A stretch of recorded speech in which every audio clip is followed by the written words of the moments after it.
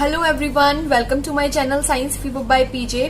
तो आज की वीडियो में हम लोग ये डिस्कस करेंगे कि हमें CSIR नेट लाइफ साइंसेस की प्रिपरेशन के लिए कौन कौन सी बुक्स को यूज करना चाहिए। देखिए, ऐसी बहुत सारी बुक्स मार्केट में अवेलेबल होती हैं, साथ में ऑनलाइन भी ई बुक्स के फॉर्म में अवेलेबल होती हैं जो कि हमें लाइफ साइंसेस की प्रिपरेशन में हेल्प करती हैं। लेकिन उनमें से करेक्ट बुक्स को, स्मार्ट बुक्स को चूज करना बहुत ज्यादा इम्पोर्टेंट होता है, क्योंकि हमारे पास इतना टाइम नहीं होता है कि हम सारी बुक्स में से थोड़ा थोड़ा जाकर पढ़ लें या फिर उनको एक्सप्लोर करके देख लें, क्योंकि टाइम है वो है केवल 6 मंथ्स का।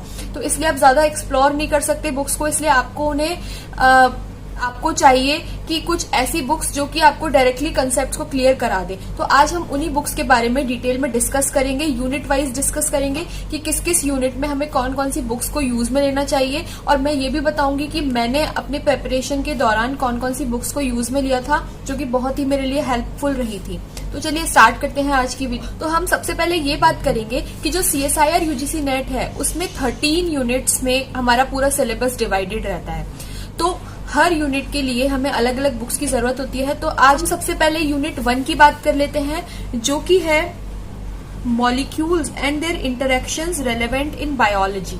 तो ये जो यूनिट है ये एक्चुअली बायोकेमिस्ट्री से रिलेटेड यूनिट है। तो इसके लिए जो बुक्स इम्पॉर्टेंट है वो है जैसे कि first, principles of biochemistry by Nelson and Cox, that is also known as Lehninger. ये लेनिंजर जो बुक है ये बायोकेमिस्ट्री की आप बाइबल समझ सकते हैं, क्योंकि इसमें बायोकेमिस्ट्री का पूरा जिस्ट है। आपको एक एक टॉपिक बहुत ही डिटेल में और बहुत ही इजी लैंग्वेज में मिल जाएगा। तो आप इस बुक को जरूर पढ़िएगा। इसके अलावा दूसरी बुक आप जो रेफर कर सकते हैं वो है void and void. Void and void एक ऐसी बुक है जो कि लेनिंजर का ही आप रेप्लिका मान सकते हैं, लगभग उसके जैसा ही इसमें कंटेंट है। पर फिर भी आप लोगों को मैं रेकमेंड करूंगी कि आप लेनिंजर को ही पढ़ें। अगर वो अवेलेबल नहीं है तो ही आप वॉइट एंड वॉइट को पढ़ें। इसके बाद हम नेक्स्ट यूनिट की बात करते हैं, that is unit 2 and that is cellular organisations. Cellular organisation is basically the cell biology, और सेल बायोलॉजी में इन्वॉल्व होती है बुक्स। फर्स्ट जो बुक है वो है molecular biology by Bruce Alberts. ये वाली जो बुक है इसमें से आपको पूरी सेल बायोलॉजी मिल जाएगी। इसमें आपको सारे के सारे सेल ऑर्गेनेल्स के बारे में स्टडी मिल जाएगी, और साथ में आप लोग सेल डिवीजन का भी स्टडीज में से कर पाएंगे इजीली। इसी के साथ साथ आप लोग प्रेस्कॉट को यहाँ पर इन्वॉल्व करें, जो नेक्स्ट बुक है, क्योंकि प्रेस्कॉट जो है वो होस्ट एंड पैरासाइट इंटरेक्शन के लिए बहुत इंपॉर्टेंट है। इस वाली यूनिट में होस्ट एंड पैरासाइट इंटरेक्शन के बारे में भी कुछ पॉइंट्स दिए गए हैं, तो आप उन्हें इसमें से पढ़ सकते हैं। इसके बाद जो थर्ड यूनिट है दैट इज फंडामेंटल प्रोसेसेस। इसको हम मॉलिक्यूलर बायोलॉजी के नाम से भी जानते हैं। तो मॉलिक्यूलर बायोलॉजी में RNA, DNA, प्रोटीन सिंथेसिस, ये सब बेसिक इंफॉर्मेशन आती हैं। तो इसके लिए आप लोग जो बुक प्रेफर करेंगे वो है मॉलिक्यूलर बायोलॉजी बाय वॉटसन। तो ये जो बुक है ये बहुत ही ज्यादा इंपॉर्टेंट है यहाँ पर, और इसकी जो लैंग्वेज है बहुत इजी है। इसमें डायग्रामेटिक रिप्रेजेंटेशन बहुत ही अच्छे से किया गया है, जिससे कि आप सारे के सारे कंसेप्ट को अपने माइंड में लंबे समय तक परसिस्ट कर सकते हैं। इसके बाद सेकंड जो मैं आपको रेकमेंड करूंगी वो है लेनिंजर।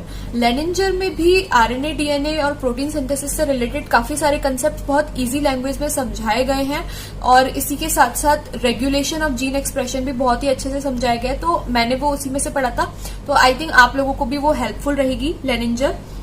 इसके बाद जो नेक्स्ट यूनिट है दैट इज यूनिट 4th, और यूनिट 4th है cell communication and cell signalling.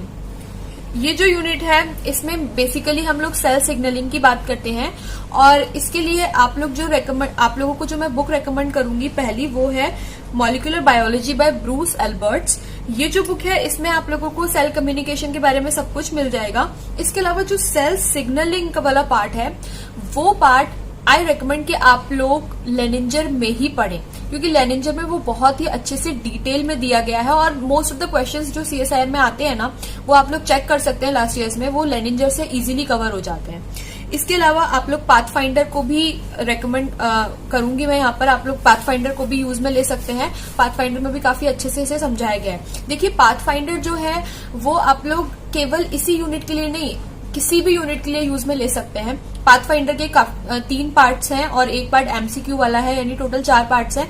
तो आप उनको जरूर बाय कर लीजिए। वो आपको ऑनलाइन अब इजीली अवेलेबल हो जाएंगे और उनके जो पुराने एडिशन है वो तो ई बुक्स के फॉर्म में भी प्रेजेंट है, तो आप ई बुक्स डाउनलोड कर सकते हैं या फिर आप हार्ड कॉपी परचेस करें तो बहुत ही अच्छी बात है। तो पाथफाइंडर जो है वो समरीज के लिए बहुत ही इंपॉर्टेंट बुक है, तो इसको भी मैं बहुत ज्यादा रेकमेंड करूंगी। इसे तो आप खरीद ही लीजिए जल्दी से जल्दी अगर आप लोग CSIR की प्रिपरेशन कर रहे हैं तो। इसके अलावा cell communication and cell signalling वाले पार्ट में इम्यूनोलॉजी वाला पार्ट भी इन्वॉल्व होता है, तो इम्यूनोलॉजी के लिए I would recommend QB immunology. तो QB जो है वो इम्यूनोलॉजी की बाइबल बोल सकते हैं हम लोग, क्योंकि इसमें सारा कुछ दिया हुआ है इम्यूनोलॉजी से रिलेटेड और जो एग्जाम में क्वेश्चंस आते हैं वो इसी में से आते हैं। इसके अलावा आप रॉइड को भी चूज कर सकते हैं एज अ ऑप्शन तो यहाँ पर, लेकिन मैंने यहाँ पर एक और चीज बताई है कि आप लोग यहाँ पर लोडिश एंड कूपर का भी यूज कर सकते हैं, क्योंकि कुछ कंसेप्ट ऐसे हैं जो कि आपको एल्बर्ट्स में ठीक से नहीं समझ आएंगे, तो उन कंसेप्ट के लिए आप लोडिश या कूपर को भी यूज में ले सकते हैं। Otherwise pathfinder is sufficient for all that. इसके बाद जो नेक्स्ट यूनिट है यानी कि यूनिट 5 है हमारी डेवलपमेंटल बायोलॉजी। देखिए डेवलपमेंटल बायोलॉजी है जो कि एक एनिमल डेवलपमेंटल बायोलॉजी की जब हम बात करते हैं तो यहाँ पर आप लोगों के लिए सबसे अच्छी बुक है, आपको कहीं और देखने की जरूरत नहीं है, and that book is Gilbert, developmental biology by Gilbert. इसके अलावा आप कोई भी बुक रेफर मत कीजिए, ये बुक में सारा कुछ आपको मिल जाएगा इससे रिलेटेड, और ट्रस्ट मी कि इसमें से सारे क्वेश्चंस आपको यहीं से मिल जाएंगे, तो आपको किसी और बुक को रेफर करने की जरूरत ही नहीं है। गिलबर्ट जो है वो ई बुक के फॉर्म में भी मिल जाएगी, लेकिन जो लोग MSc में जोलॉजी वाले स्टूडेंट्स हैं उन लोगों के MSc में ये पढ़ाया भी जाता है डेवलपमेंटल बायोलॉजी वाला पार्ट, तो आप वहां से उसे अपनी वहां पर आपके पास ऑब्वियसली ये बुक रही होगी तो आप वो चीज यूज में ले सकते हैं। इसके बाद हम बात कर लेते हैं यूनिट 6 की, दैट इज प्लांट फिजियोलॉजी।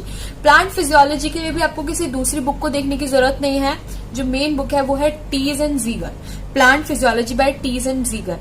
ये बुक जो है ये भी आप हार्ड कॉपी में ही ले लीजिए, क्योंकि इसमें आपको सब कुछ मिल जाएगा प्लांट फिजियोलॉजी से रिलेटेड, प्लस प्लांट एनाटॉमी का भी थोड़ा बहुत पार्ट यहाँ पर कवर किया है, प्लांट सिग्नलिंग का पार्ट भी यहाँ पर कवर किया है, तो ये एक कंप्लीट बुक है अपने आप में।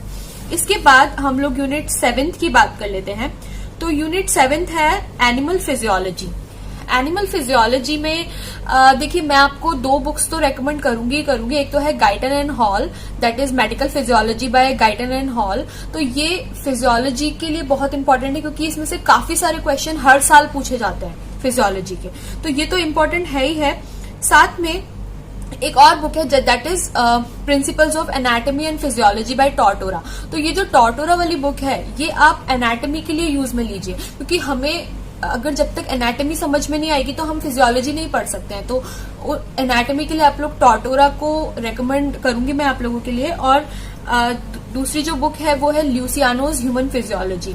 देखिए ल्यूसियानोज ह्यूमन फिजियोलॉजी को वॉन्डर के नाम से भी जानते हैं बहुत सारे लोग, तो ये जो बुक है ये इसलिए ज्यादा इंपॉर्टेंट हो जाती है क्योंकि इसमें ना बहुत सारे लाइन डायग्राम्स दिए गए हैं। आप लोगों को पूरे लाइन डायग्राम के थ्रू या फिर पूरे सीक्वेंस वाइज ना आपको सारे के सारे प्रोसेसेस समझाए गए हैं, जैसे कि हम किडनी में मिक्ट्यूरेशन का प्रोसेस पढ़ते हैं या फिर ब्रेन के डिफरेंट प्रोसेसेस पढ़ते हैं हम लोग, तो वो सारे जो चीजें हैं वो इसमें बहुत ही ईजी वे में समझाए गए हैं। डायग्रामेटिक प्रेजेंटेशन बहुत अच्छा है, तो आप इसे ही पढ़िए इसके लिए। इसके बाद यूनिट 8 की बात कर लेते हैं। तो यूनिट 8 है हमारी inheritance biology, that is genetics, जो कि हम बोल सकते हैं कि CSIR नेट का बहुत ही इंपॉर्टेंट पार्ट है जेनेटिक्स का। ये इसमें से काफी सारे क्वेश्चन हर साल पूछे जाते हैं, तो जेनेटिक्स वाले पार्ट के लिए I would recommend principles of genetics by Snustad. तो ये जो स्नटस्टड वाली जो बुक है इसमें से आपको मोस्ट ऑफ द पार्ट यानी 50 to 60% पार्ट इसमें से कवर हो जाएगा। इसके अलावा आप पाथफाइंडर को तो फॉलो करिए ही करिए, मतलब वो तो पूरी पढ़नी है आपको। इसके अलावा जेनेटिक्स बाय गार्डनर में आपको कुछ टॉपिक्स इसके मिल जाएंगे, तो वो आप आगे कंटेंट्स में देखकर पता लगा सकते हैं, क्योंकि आपको ज्यादा टाइम वेस्ट करने की जरूरत नहीं है। अगर जो टॉपिक्स आपको स्नटस्टड में मिलते हैं वो वहां से पढ़िए, और बाकी के जो टॉपिक्स बचे हुए हैं वो आप गार्डनर में से पढ़ सकते हैं। बाकी अगर इजी लैंग्वेज चाहिए, कोई चीज दोनों में से समझ में नहीं आ रही, तो आप पाथफाइंडर को पढ़ सकते हैं। इसके बाद यूनिट 9 की हम बात कर लेते हैं। यूनिट 9 है हमारी डाइवर्सिटी ऑफ लाइफ फॉर्म्स। देखिए ये जो पार्ट है इसमें से बहुत ज्यादा कुछ क्वेश्चंस आते नहीं हैं, तो इस पार्ट के लिए ना आप लोग किसी भी लोकल ऑथर की बुक को यूज में ले सकते हैं जो आपको बीएससी एमएससी में पढ़ाई होगी। ऑब्वियसली आप लोग आरएल कोटपाल की बुक को रेफर कर सकते हैं। ये जो बुक है ये वर्टिब्रेट नॉन वर्टिब्रेट दोनों के लिए मिलती है।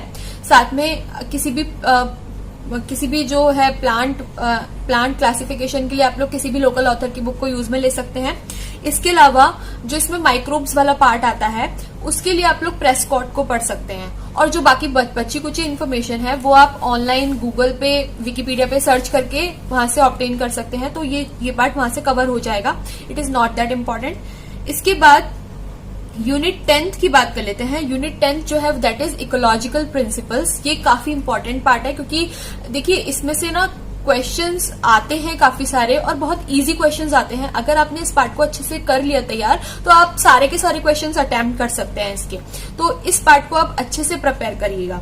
तो इसके लिए मैं रेकमेंड करूंगी ओडम, साथ में पाथफाइंडर में काफी अच्छे से दिया गया है इकोलॉजी का पार्ट। और इसके अलावा elements of ecology bye Smith and Smith, तो इकोलॉजी वाले पार्ट को आप इन तीनों बुक से इजीली कवर कर सकते हैं।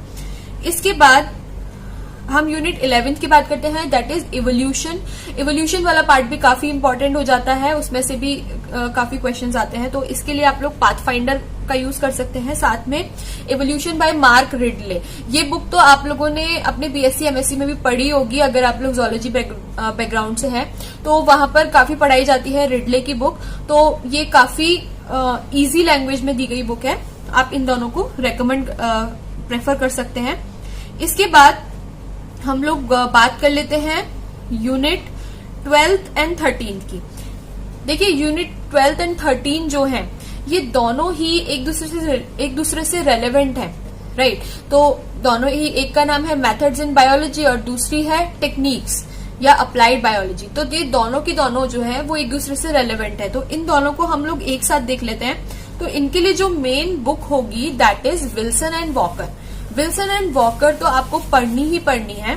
साथ में देखिए पाथफाइंडर की एक अलग से बुक आती है that is biophysics and molecular biology, तो आप उस बुक को जरूर पढ़िएगा। उसमें काफी सारे टॉपिक्स जो हैं इन दोनों ही यूनिट्स के वो बहुत समराइज्ड वे में दिए गए हैं, तो आपको इजीली समझ में आ जाएंगे। और कई बार डायरेक्टली क्वेश्चन आ जाता है बी पार्ट में, तो आप वहां से सॉल्व कर पाएंगे। लेकिन डिटेल्स स्टडी के लिए, यानी कि अगर आपको कंसेप्चुअल स्टडी करनी है पार्ट 3 के लिए या पार्ट सी के लिए, तो आप लोग विल्सन एंड वॉकर को ही पढ़ें।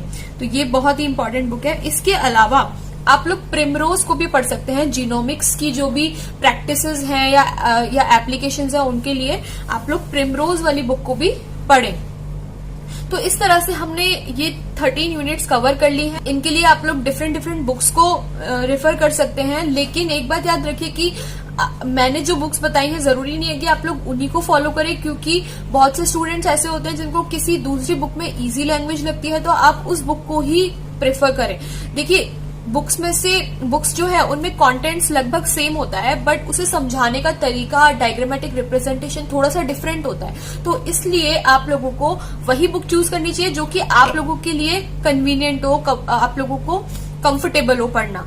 तो लेकिन अगर आप फिर भी एक गाइडेंस चाहते थे तो मैंने इसलिए ये बुक्स बताई आपको, क्योंकि बहुत सारे स्टूडेंट्स के मेरे पास मैसेज आ रहे थे कंटिन्यूअसली कि हमें बुक्स बताइए, उन बुक्स के बारे में बताइए जो कि सबसे ज्यादा इंपॉर्टेंट है इस पार्ट के लिए। तो आई होप आप लोगों को ये वीडियो पसंद आई होगी। अगर पसंद आई हो तो प्लीज मेरे चैनल को सब्सक्राइब कर लीजिए। Share this video with all your classmates and friends, जिससे कि उन्हें भी अपनी प्रिपरेशन में हेल्प मिले। Thank you so much.